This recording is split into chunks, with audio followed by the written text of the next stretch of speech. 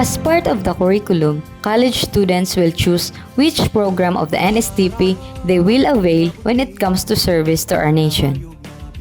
National Service Training Program or NSTP is a program aimed at enhancing civic consciousness and defense preparedness in the youth by developing the ethics of service and patriotism while undergoing training in any of its three program components. The two non-military program components of NSTP, the CWTS or Civic Welfare Training Service and LTS or Literacy Training Service, while the ROTC or Reserve Officers Training Course is the military component of the NSTP. RA 9163, National Service Training Program or NSTP Act of 2001. The ROTC under the NSTP shall instill patriotism, moral, virtues, respect for rights of civilian, and adherence to the Constitution among others. Joining the ROTC reinforce honor, duty, integrity, loyalty, patriotism, obedience, leadership, discipline, teamwork, environmental advocate, first aid training, camaraderie, self-confidence, marksmanship, physical fitness, courage, determination, self-development, and self-fulfillment. Advanced ROTC. If cadets wish to pursue further military instruction after the basic ROTC, these courses are available to them assuming they took or are taking the Cadet Officer Candidate course. Graduates of ROTC can continue the challenges and undergo Probationary Officer Training Course or POTC MS-43. Graduates of POTC MS-43 training have an opportunity to become commissioned in the Reserve Force and Regular Force.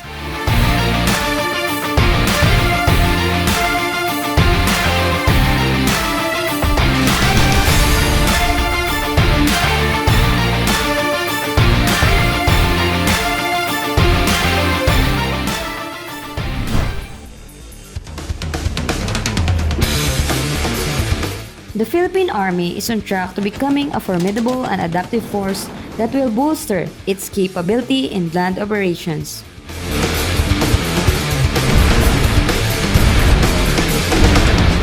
The Philippine Air Force has been strengthening and modernizing its air operations capability that will deliver the much-needed firepower against all forms of threats.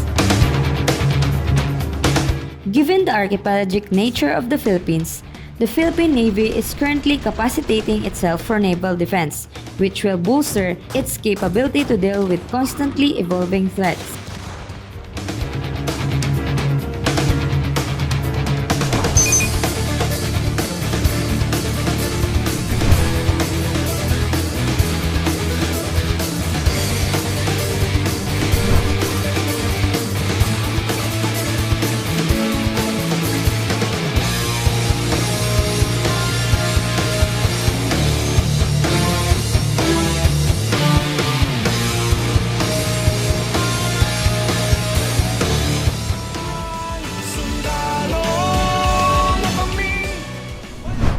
What it is that ROTC provides is an exposure to a disciplined life with emphasis on service to country and love of country.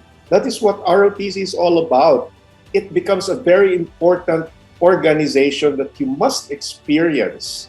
ROTC is something that you must pass through. If you do not, you probably could be missing one of the most important stages in your life, in your young life, as a teenager or an early adult.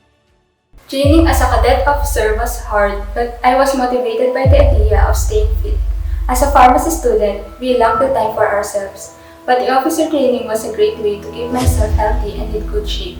There are many reasons to love and support the ROTC, especially as a citizen who loves my country. As a cadet officer, All the more, I should be the one to encourage others to take up the mantle.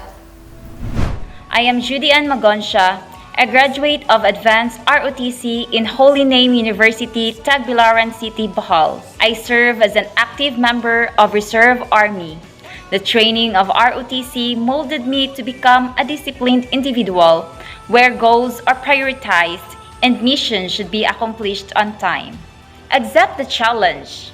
Be physically fit, mentally alert, emotionally stable, and spiritually guided. Be an ROTC cadet.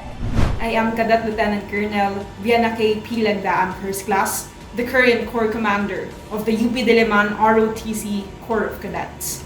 I am a living testimony that ROTC can change one's life in terms of perspective, discipline, and servant leadership. Sa pagsama ko sa ROTC ay mas napalawak ang perspectives ko. Ipinakita nito sa akin ang perspektibo ng isang tagasunod, ng isang leader, ng isang estudyante at maging ng isang guro. These perspectives taught me to be more aware of myself as I develop towards being a reservist. Now this is a call to bring quality training to every school and university to encourage more students to join. As for me, ROTC is not a form of punishment, rather a place of discipline. Together, let us serve the people and serve the country. Be one of us. Join ROTC. Hello everyone, how are you? This is First Lieutenant Ronnie Liang, Reserve Philippine Army. I joined the Reserve Force to do my share as a citizen, to be productive, and to be part of the solution.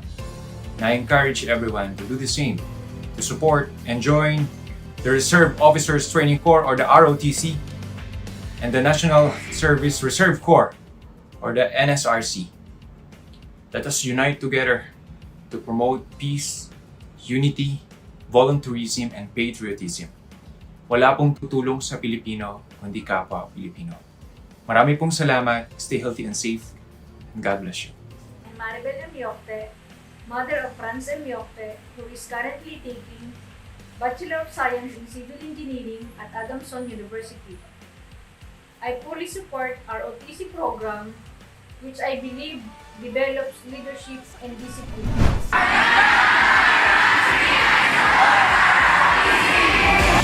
Bayani ng bawat tao, baluti ng Pilipinas. My country, I support ROTC. I love my country, I support ROTC.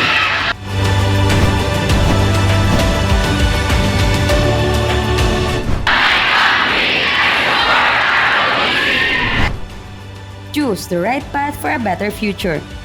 Join the ROTC and be part of the Reserve Force.